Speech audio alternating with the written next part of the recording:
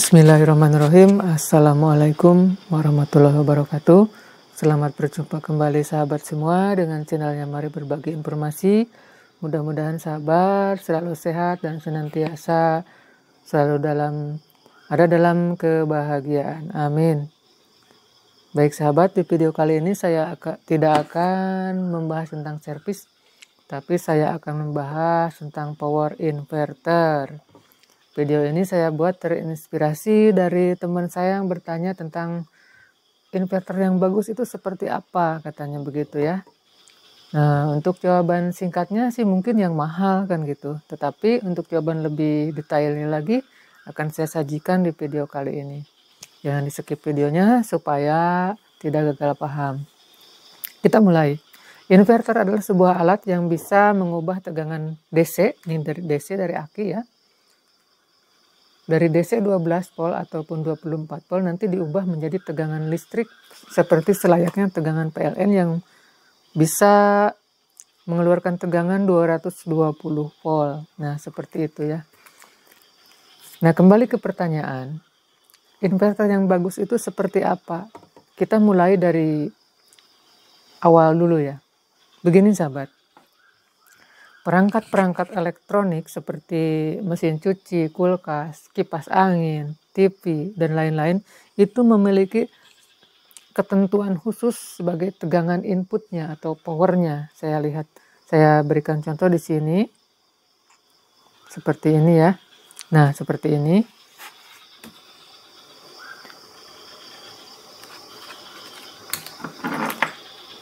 Ini terlihat untuk tegangannya 240 volt, dan di sini ada tanda mirip gelombang. Ini namanya gelombang sinus murni. Ini frekuensi 50 Hz dan ini untuk dayanya 130 watt. Kita lihat yang lain. Seperti ini ada juga ini tegangan kerjanya input 100 sampai 240 volt AC dan untuk frekuensi 60 sampai 50 Hz. Ini Miyako. Tegangan kerjanya 220 volt, 360 watt, frekuensi 60 Hz. Ini ada juga inverter, ini untuk inverter, tegangan kerja 160 sampai 240, frekuensinya 60 sampai 200 Hz. Nah, seperti itulah sahabat. Banyak kalau saya bicarakan semuanya, nanti kelamaan. Biasanya perangkat-perangkat yang kita beli, perangkat elektronik seperti Magicom, kipas angin dan lain-lain itu memiliki nameplate atau nama di belakang alat itu sebagai indikator bahwa alat tersebut membutuhkan supply listrik sesuai dengan ketentuan. Setiap alat inverter sahabat bisa mengeluarkan tegangan 220 volt. Hampir semua, bukan hampir, memang semua. Tetapi ada yang tidak sama, yaitu frekuensi dan gelombang. Ini yang sangat penting untuk diketahui bahwasanya listrik PLN itu, tegangan listrik itu memiliki frekuensi dan juga gelombang. Kalau ada gelombang, pasti ada frekuensi. Kalau ada frekuensi, pasti ada gelombang. Kita tunjukkan.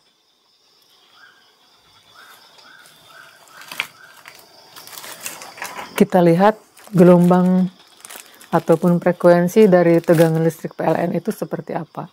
Ini saya sudah siapkan alat-alat di sini. Ada dinamo kipas angin, ada lampu pijar 100 watt. Kita lihat gelombang listrik dari PLN itu seperti apa. Ini ada stekernya, kita masukkan ke selokan PLN. Kita lihat di sini, ini pembuktian ya. Nah, ini ada apinya. Ada apinya ini, cuma kecil. Karena kalau besar nanti saya kesetrum, kalau ini nggak akan nyetrum. Oke. Di hadapan saya ada sebuah osiloskop. Seperti ini ya osiloskopnya. Nah, itu. Kita nanti zoom kalau kurang jelas. Ini probe dari osiloskop. Ini tegangan dari PLN. Kita masukkan ke tegangan 12 volt. Sahabat, bisa kita lihat di sana. Kita zoom dulu biar lebih jelas. Nah, inilah yang dimaksud dengan gelombang ya. Kita perbesar untuk bentuk gelombangnya.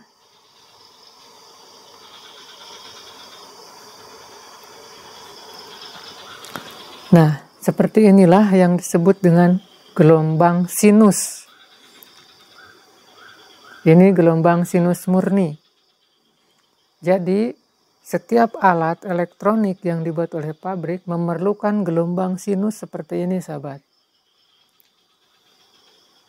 Juga frekuensinya rata-rata 50 Hz. Di sini ada frekuensi, ini 50 Hz, langsung kelihatan.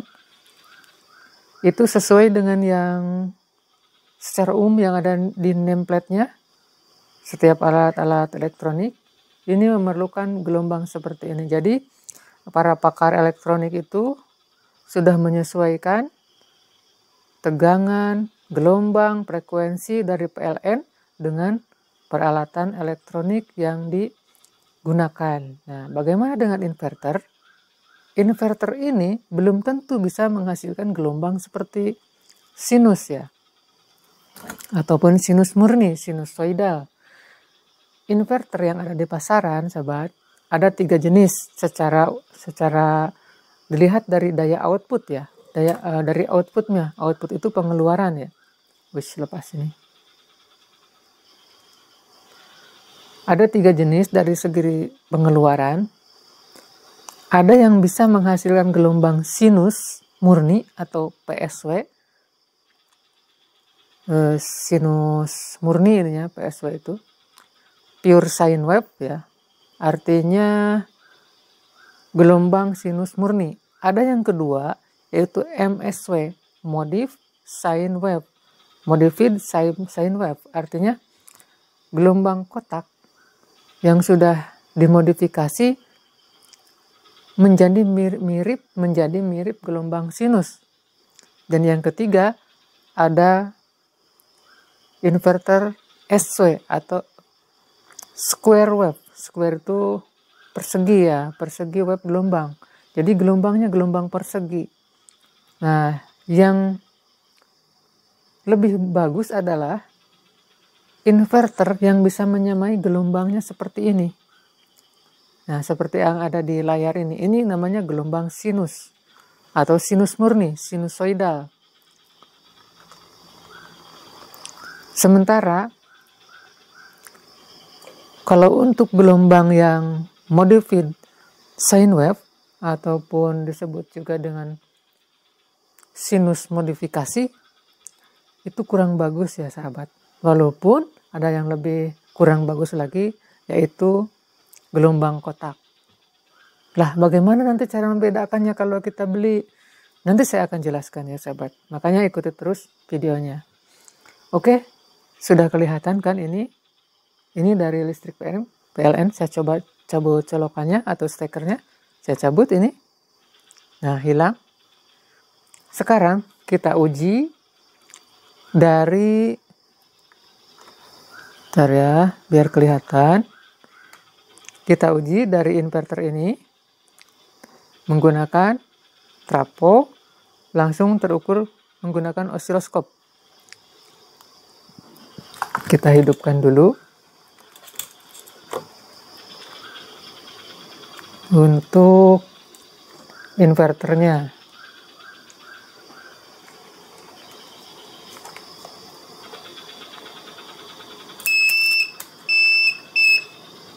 Ya, inverternya sudah hidup. Kita tes pakai lampu bohlam atau lampu pijar 100 watt ya, ini lampu pijar Philips 100 watt. Apakah bisa mengeluarkan energi 100 watt?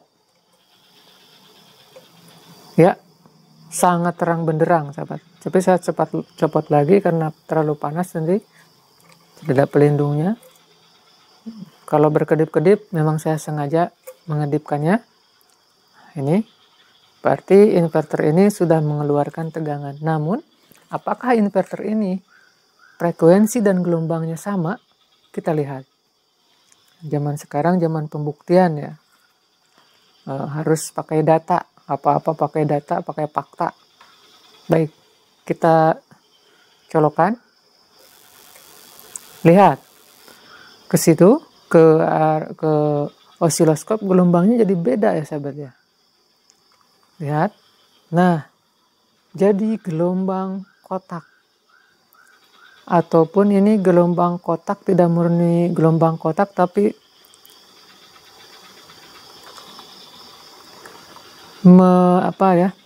hampir-hampir ke arah-arah sinus tetapi masih bergerigi.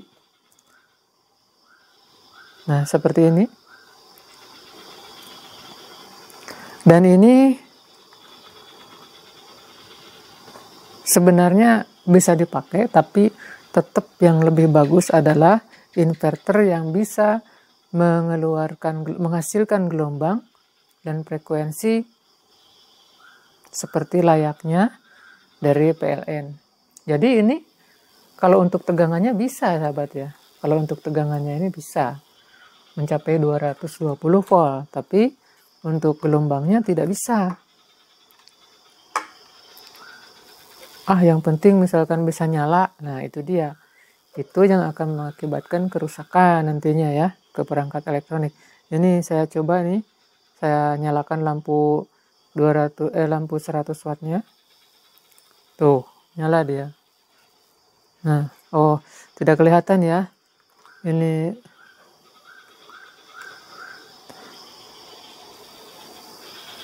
tidak kelihatan. Nah, gelombangnya seperti itu.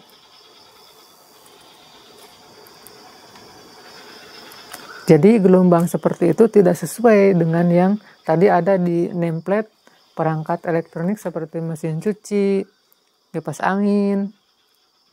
Tidak sesuai. Dan itu akan mengakibatkan di beberapa perangkat elektronik mengakibatkan trouble ya. Walaupun begitu, bisa saja yang gelombang kotak ini digunakan, tetapi digunakannya untuk lampu, untuk elemen pemanas, itu bisa. Tapi kalau untuk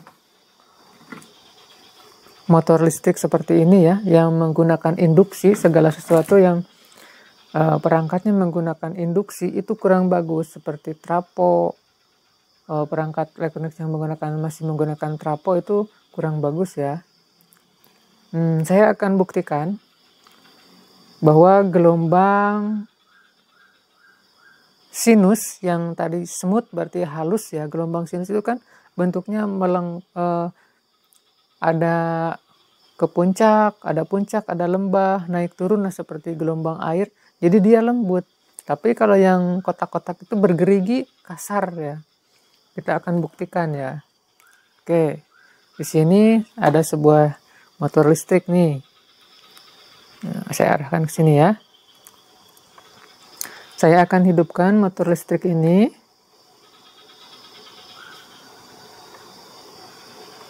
Bentar, ini kabelnya saya colokkan dulu. Harus hati-hati, jangan sampai saya kesetrum.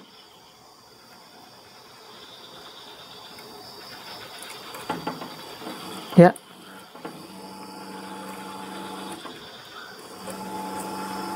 Ya, berputar. Ini yang dari sini ya, dari inverter. Nah, ini dari inverter. Kita dengarkan suaranya. Saya copot untuk mic-nya. Ini mic-nya.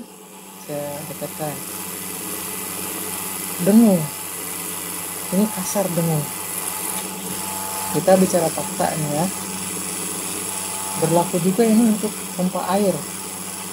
Pokoknya sesuatu yang menggunakan induksi, ada induksinya ini ya.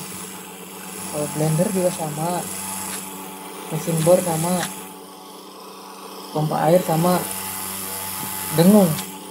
Kita coba kita alihkan tegangannya dari PLN.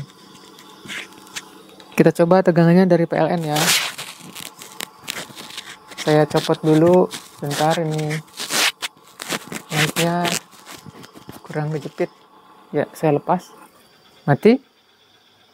Saya coba dari jalur PLN.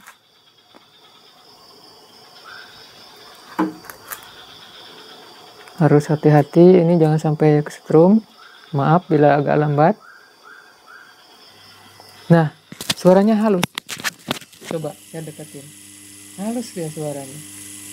Tidak ada getaran. Ini sudah terlihat faktanya ya sahabat ya. Lebih halus ini. Tetap ya, diingat ya suaranya. Saya alihkan. Nah, tadi halus ya, saya alihkan ke inverter.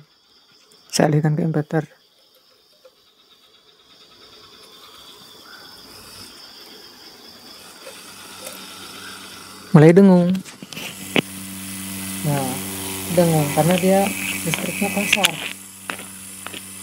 Nah, seperti itu sahabat.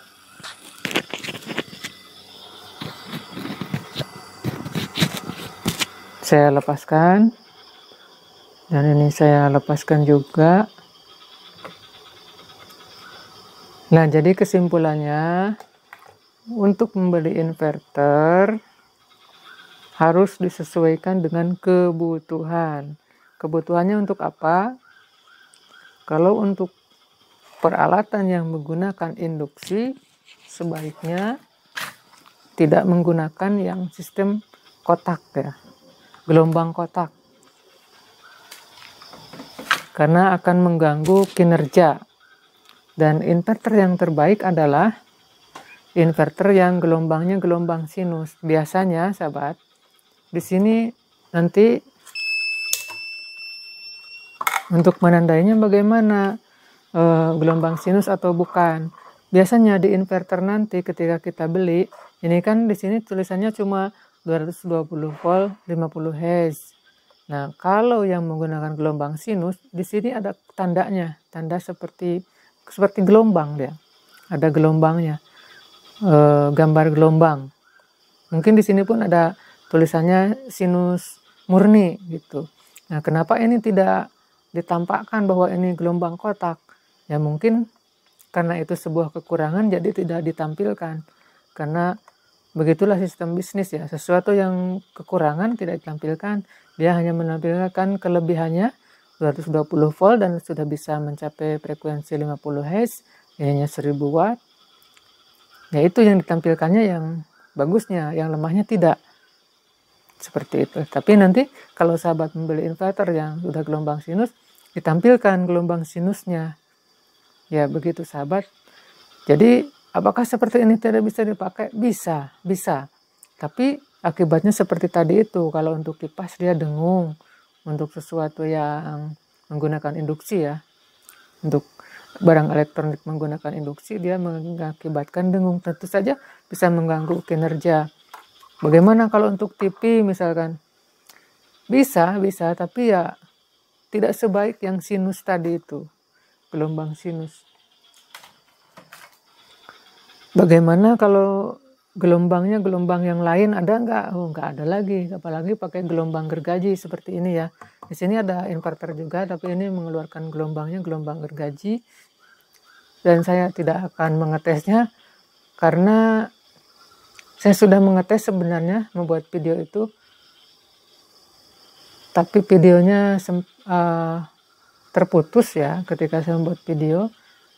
Dan saya tidak akan mengulangi lagi karena berbahaya bagi perangkat elektronik saya. Saya tidak mau mengambil risiko. Jadi pengukuran untuk yang ini sudah diukur tadi, tapi pembuatan video gagal karena tiba-tiba terputus.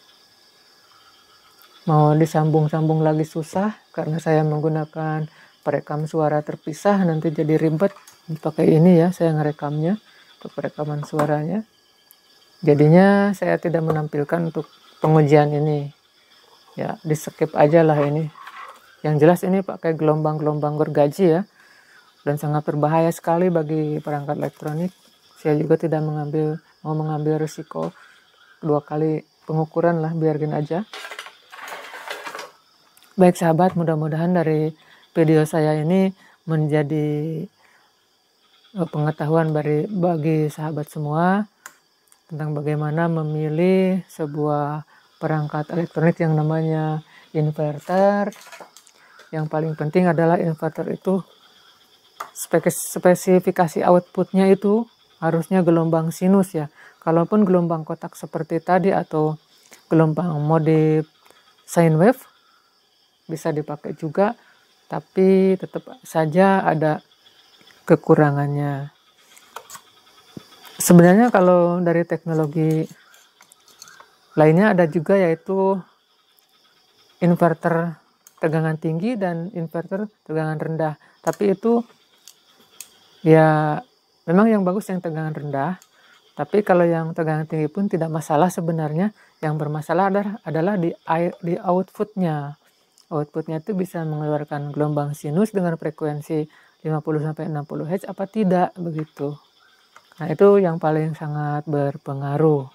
Karena kalau saya bahas semuanya tentang teknologi ini akan menjadi sangat lama videonya. Sementara saya ingin membuat video yang singkat-singkat saja, tetapi banyak pengetahuan yang bisa diserap. Di sini saya bukan menggurui, ya sekedar berbagi saja, mengingatkan diri sendiri. Baik sahabat, mudah-mudahan video ini ada manfaatnya. Bagi sahabat yang ingin membeli inverter, silahkan dipilih aja yang mana yang cocok, tidak ada pemaksaan. Demikian videonya. Bila ada kesalahan saya, mohon maaf. Dan bila ada sesuatu yang ingin ditanyakan, bisa ditanyakan di komentar. Demikian, wassalamualaikum warahmatullahi wabarakatuh.